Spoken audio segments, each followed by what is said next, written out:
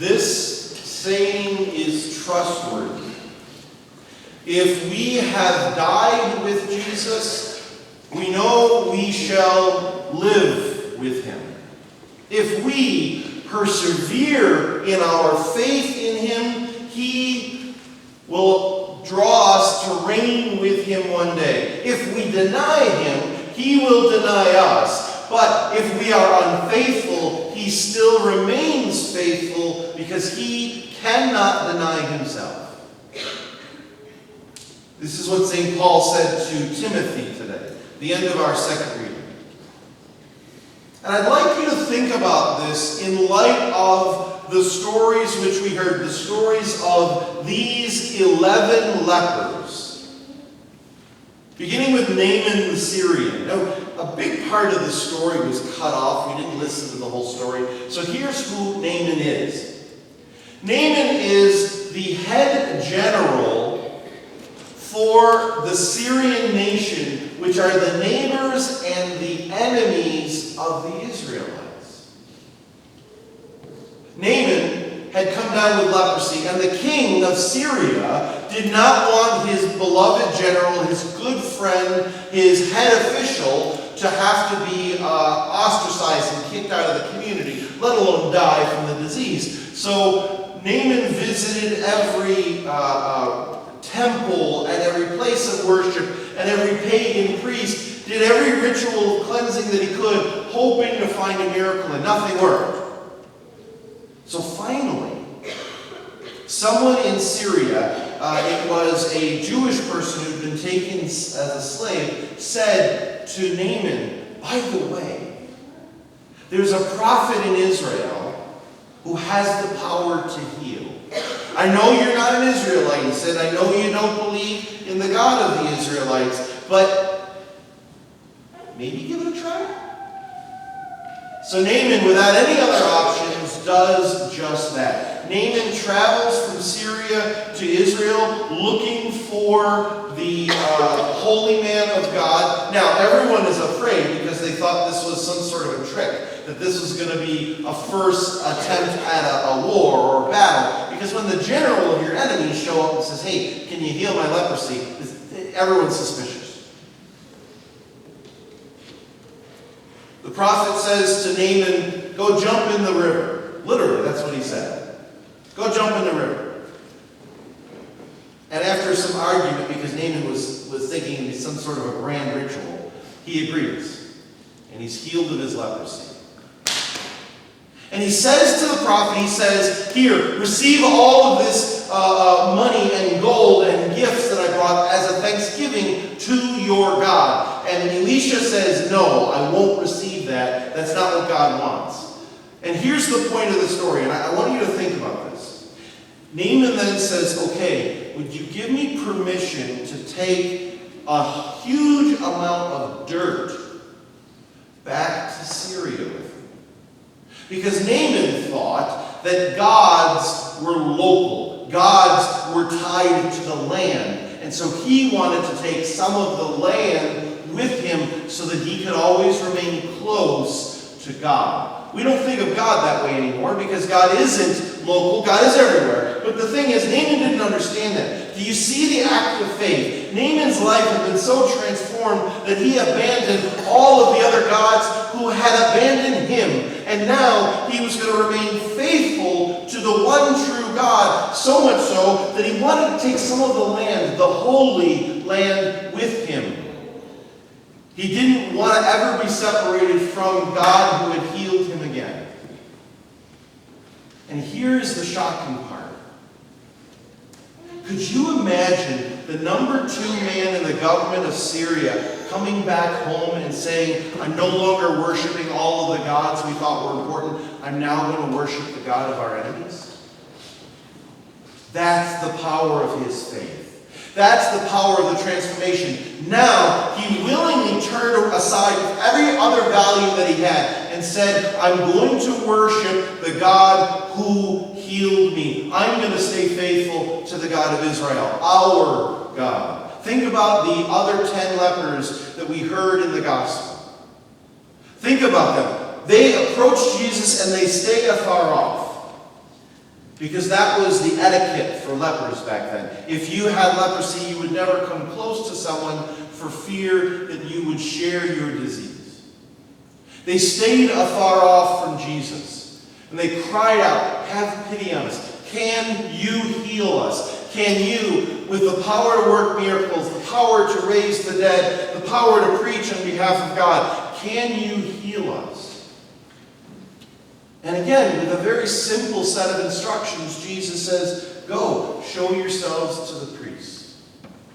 On the way, their faith heals them. The power of Christ heals them, and only one returns. He wasn't even a worshiper of the God of Israel.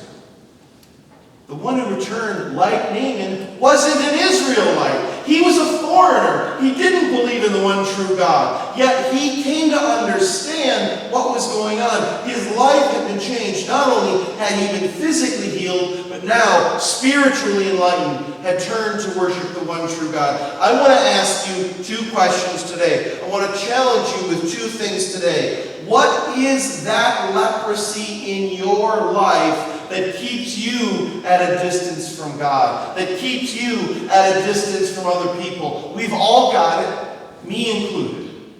All of us have some sort of brokenness or woundedness or pain or interior struggle, a secret suffering that no one else knows, that so often gets in the way of our opening our lives more fully to Christ, opening our lives more fully to others, and keeps us from drawing closer to Jesus. What is that for you?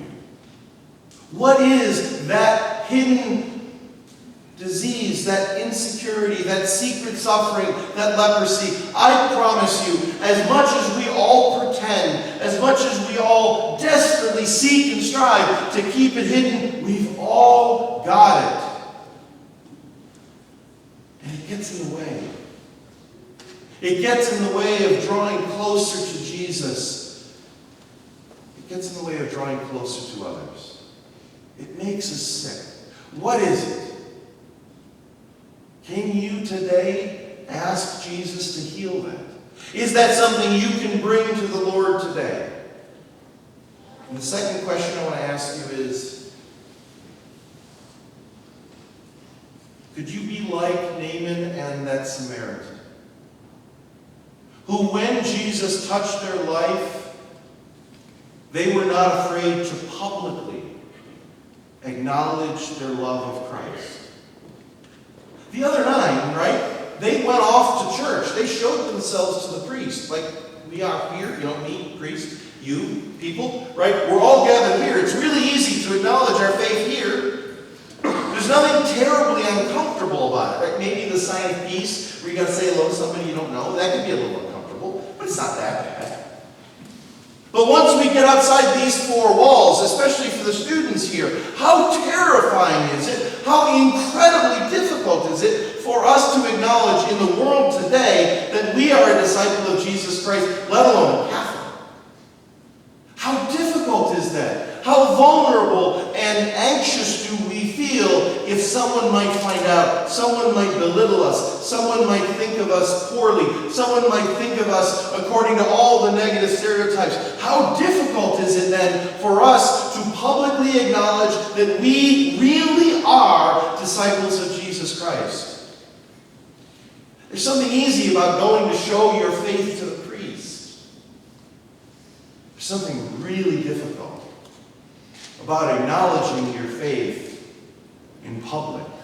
Naaman, who took his faith back home and showed it off for the entire country to see. That Samaritan who turned and says, "Oh, to heck with the priest, I'm going back to Jesus," and goes and worships Jesus, falls at his feet. No longer that distance that was there before. No longer did he feel like he had to stay far away from Jesus. Now he runs up to Jesus, falls on his face, hugs Jesus' ankles, and thanks him out loud and publicly for everyone to see. That's not easy to do. That's a frightening and anxiety-ridden thing to do. But remember what Paul said. This saying is trustworthy. This saying is difficult, but it's trustworthy. If we have willingly given up our lives for him, we will live with him. If we persevere with him, we shall know glory with him. If we deny him, he'll deny us. Even if we're unfaithful, he remains faithful to us because he cannot deny himself.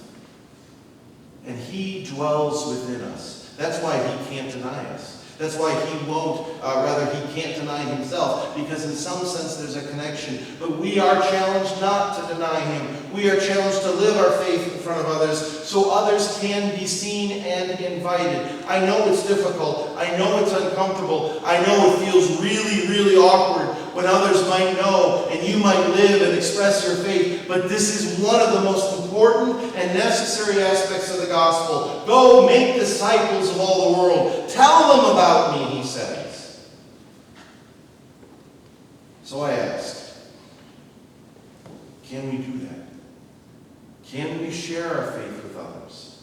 Can we step out in some small way today? Can we tell just one person this week? And you only got a few days to do it, right before fall break. Can we tell just one person? Can we ask just one person, can I pray for you? Can we tell just one person? Or invite just one person? Because Jesus always remains faithful to us. Let us strive to remain faithful to him.